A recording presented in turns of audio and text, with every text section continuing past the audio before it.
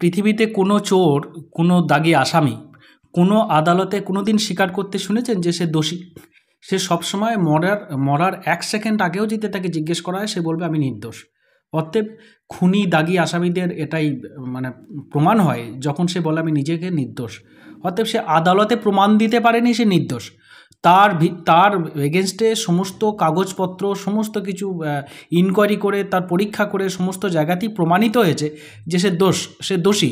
Kolkata police যেমন প্রমাণ করেছে, পাশাপাশি সিবিআই সেই একইভাবে প্রমাণ করেছে এবং আদালতের কাছে সেই প্রমাণের উপরে ভিত্তি করে সঞ্জয় রায়ের আইনজীবীও প্রমাণ করতে পারেনি তার ক্লায়েন্ট নির্দোষ। অতএব এটা যে কথাবার্তা বলছে, বিভ্রান্তিমূলক কথাবার্তা, সে এখন খবরের কাগজে দেখছে, মিডিয়ায়, সোশ্যাল মিডিয়ায় বিভিন্ন জায়গাতে সে খবর পাচ্ছে, জেলে বসেও দেখতে পাচ্ছি টিভি চ্যানেলের মাধ্যম দিয়ে যে তাকে ফাঁসানো হচ্ছে, অমক তমক। এই সিপিএম যে স্লোগানটা তুলছে, সেই স্লোগানটাকে কাজে লাগিয়ে নিজেকে বাঁচানোর একটা চেষ্টা করা মাত্র, এছাড়া কিছু নয়। তিনি বলছেন যে আইপিএস অফিসার আমাকে যা বলেছে আমি তাই করেছি, তিনি আবারও ফের একই কথা বলছেন যে আমি নির্দোষ। সবটাই তার একটা এই খবরের মাধ্যম দিয়ে জানার একটা মাধ্যম। যেহেতু সিপিএম আইপিএস অফিসারদের কাছে সিটধারা বিক্রি হয়ে যাওয়া বা সিটধারা বেকা এরকম একটা তারা করেছিল, ডেমনস্ট্রেশন দিয়েছিল, যার ফলে পুলিশের সাথে সিপিএমের যে একটা সম্পর্ক খারাপ এবং পুলিশকে সিপিএম সহ্য করতে পারে না, যার ফলে তারা এই ডাক্তার সংগঠনগুলোর মাধ্যম দিয়ে বিভিন্নভাবে রাজ্য সরকারকে এবং পুলিশকে, মমতা বন্দ্যোপাধ্যায়কে, শাসক দলকে কালিমালিপ্ত করার চেষ্টা করেছে। সেটা তো সঞ্জয় রায় জেলে বসেও তো দেখছে, লকআপে বসেও দেখছে। অতএব সেই জিনিসটাকে কাজে লাগিয়ে নিজেকে ঘোলা জলে মাছ ধরে বাঁচার চেষ্টা করা মাত্র। কিন্তু প্রমাণ যার বিরুদ্ধে আছে, কাগজ কথা বলে, প্রমাণ কথা বলে, তথ্য কথা বলে, তথ্য যখন ওর এগেনস্টে পাওয়া গেছে, বাঁচার জায়গা কোনো মতেই নেই। কঠিন সবথেকে যদি কম সাজা হয় যাবজ্জীবন, আর যদি সবথেকে বেশি সাজা হয় তো ফাঁসি, দুটোর মধ্যে একটা হবেই ওর। সঞ্জয় রায় দোষী সাব্যস্ত হলেন সোমবার, অর্থাৎ আগামীকাল তার সাজা ঘোষণা হবে। কিন্তু সঞ্জয় রায় একাই মূল অভিযুক্ত, তা মানতে নারাজ জুনিয়র ডাক্তাররা। দেখুন, এখানে জুনিয়র ডাক্তাররা তো আর শুধু জুনিয়র ডাক্তার নয়, তাদের পিছনে যে সংগঠনগুলো দেখবেন, সেই সংগঠনগুলো বাম, অতিবাম সংগঠনের সাথে কানেক্টেড।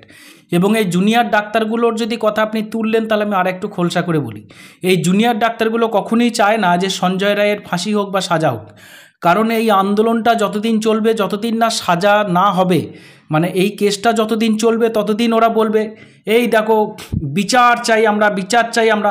আদালতে ডেলি প্রসেসে প্রত্যেক দিন বিচার চলছে, অথচ জুনিয়র ডাক্তাররা বিভিন্ন জায়গায় ডেমনস্ট্রেশন দিচ্ছে আর বলছে আমরা উই ওয়ান্ট জাস্টিস, আমরা বিচার চাই। কেন বিচার হচ্ছে না? বিচারটা কি হাতের মোয়া?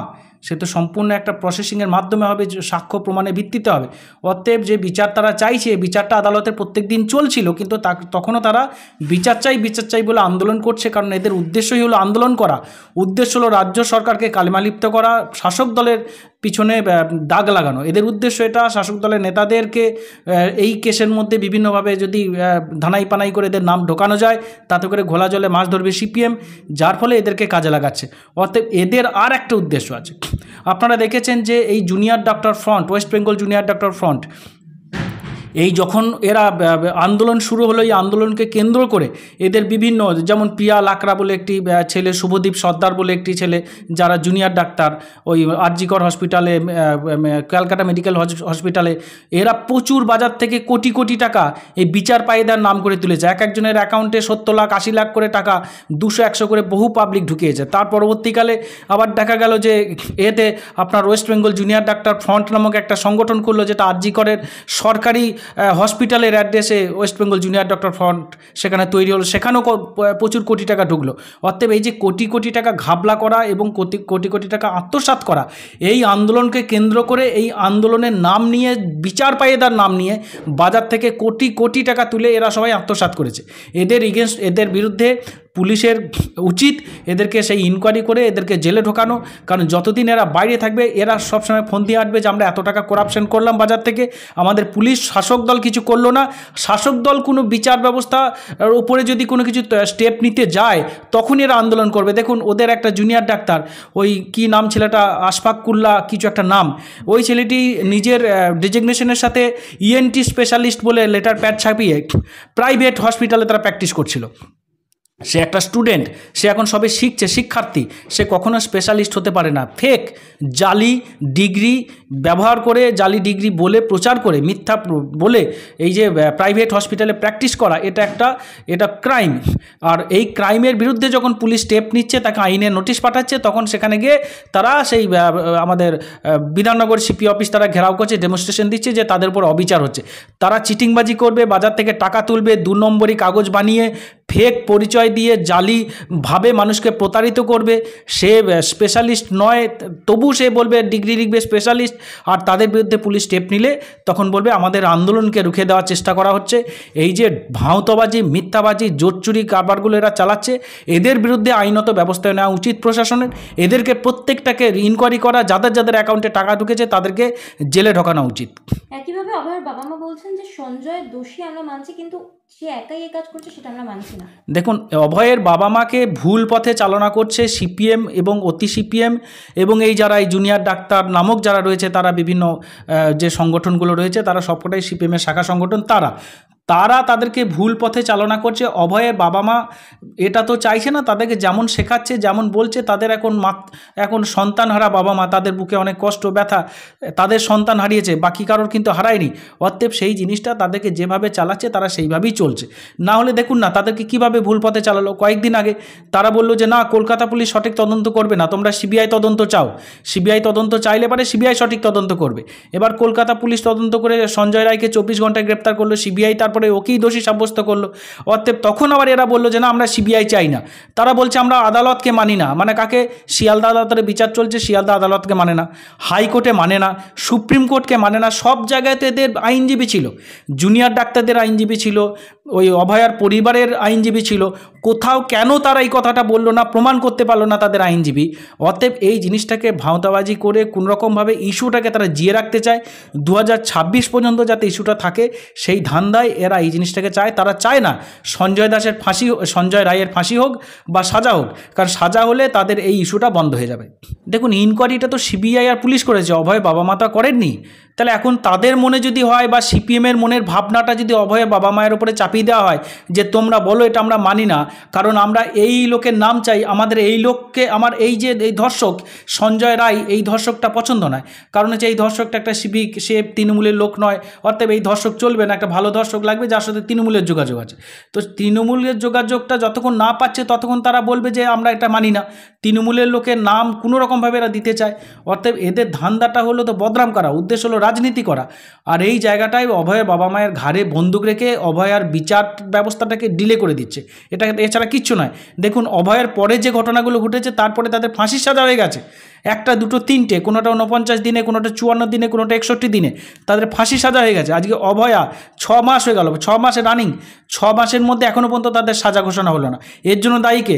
এর জন্য দায়ী সিপিএম। এই সিপিএমের লোকজনগুলো, এই ডাক্তারগুলো উৎপাত করে তারা ভুল বুঝিয়ে অভয় পরিবারকে বললো যে সিবিআই ইনকোয়ারি চাও। সিবিআই ইনকোয়ারি যখন চাইলো তখন এই বিচার ব্যবস্থা পিছিয়ে গেল। আজকে যদি সেই সিবিআই ইনকোয়ারি যদি কলকাতা পুলিশের তাকে মান্যতা দিচ্ছে, তাহলে এটা তো অনেক আগে তার ফাঁসি হয়ে যেত, সাজা হয়ে যেত। এর জন্য সম্পূর্ণ দায়িত্ব সিপিএমের, কারণ ভুল পথে চালনা করেছে অভয় পরিবারকে, এখনও ভুল পথে চালনা করার চেষ্টা করছে। মুখ্যমন্ত্রীর এখানে মুখ্যমন্ত্রী প্রথমে বলেছিলেন যে আমরা দোষীর ফাঁসি চাই।